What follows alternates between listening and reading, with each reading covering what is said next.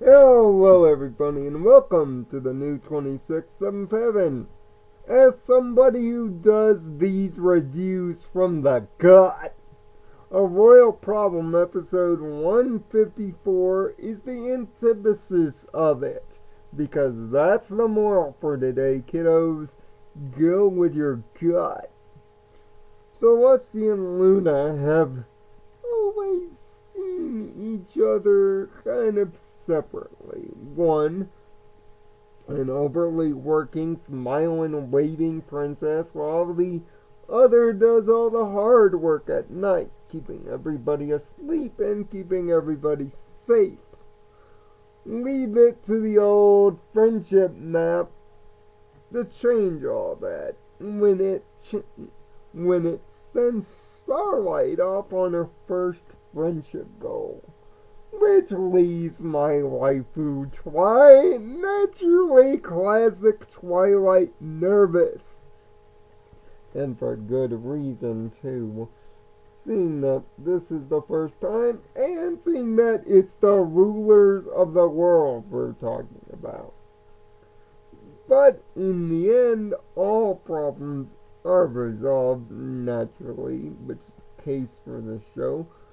But a crucial lesson on not only going with your gut and sometimes it being the right call, but also understanding another person's viewpoint.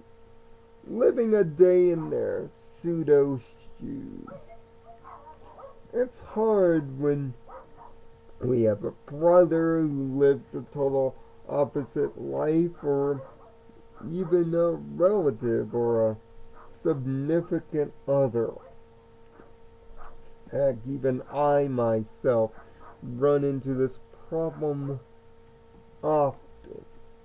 Seeing that most people don't understand the pressures and the undue unhappiness of disabled life. I often find myself over the years saying if I could give each person in the world one day to live as I would, what would they learn? What would they see? And would they have a greater appreciation for what I do? I may make it look easy, living this life with cerebral palsy and doing this YouTube channel for as of today 8 years. But trust me, it's not easy. There's a lot of undue stressful days, a lot of negative days. You don't feel like you're doing enough or that you're used to society. But as this episode showed, sometimes stepping on the other side of the grass is the best case scenario to understand. You may not live it, but having the courage to walk not a mile, but at least a few feet in somebody's shoes can aid a friendship, a family relationship, a business one, or even your own psyche. And when it comes to making a difficult decision that may harm the two or multiple of you, you don't sit there languishing in regret and worry that you made the wrong call. Sometimes going with your gut and going with what your heart tells you can be the best and most liable solution. Case in point, this episode.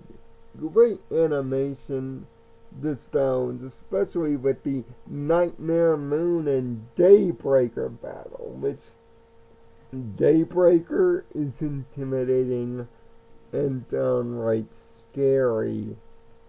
Of course, the laughs come at the expense of the royal sisters trying to balance each other's lives, most notably a funny montage with Luna as she's going through Celestia's daily thing. But oddly enough, and this is not just because she's my waifu, Twilight's hyperventilating worry steals the show here. It's classic Twilight in a form that will no doubt become meme or toy worthy. A ballerina music box.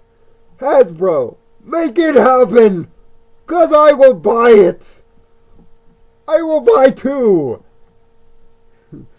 This hilarious multicolored design and myriad of raid jokes keeps Starlight level. But it also shows that Starlight and Twilight's relationship ironically mimics that of the sisters. Celestia has taught her pupil well, a little too well. Seeing that Twilight's heart is in the right place, yes, it can get quite annoying though. What? Do you have similar trust issues? Do you still not trust her after all she's done? I get it. This is her first friendship mission, my waifu, but she's more than capable. But I can see it from your angle too, saying that if she botches this one up, it could be the end of us all. So I give you a little bit, but you could have backed off and let her grow on her own a little bit. But by and large, sometimes it's good to have somebody chat through your issues. Plus, Celestia and Luna make pancakes, which that alone is a hilarious thought. And somebody get the bits for those field trip bowls. I want them to be happy, not creepy. All in all, this is an episode we've waited more than long enough to see, and it's absolutely wonderful. Morals, yes, more than one, are dead on point. Celestia especially gets to show her stuff for once, and Nicole Oliver, thank you very much. This has been long overdue. But Tabitha St. Germain will not be outdone. The sisters are a tour de force in this episode, bouncing off of Starlight's educated worry and Twilight's just worry. There's enough jokes, fun, but enough light-hearted and from the heart levity that makes you not only love one of the sisters, but both of them. This episode is something that the fandom has requested for so long. Thank you for actually getting it done and making it one of the best moral examples, yet funniest times this show has ever given. So I'm proud, on the 8th anniversary of this very channel, to give a Royal Problem the perfect 6 out of 6 score. It is an episode that I most certainly will be watching again for the double rainbow set of these videos, which those will be coming soon.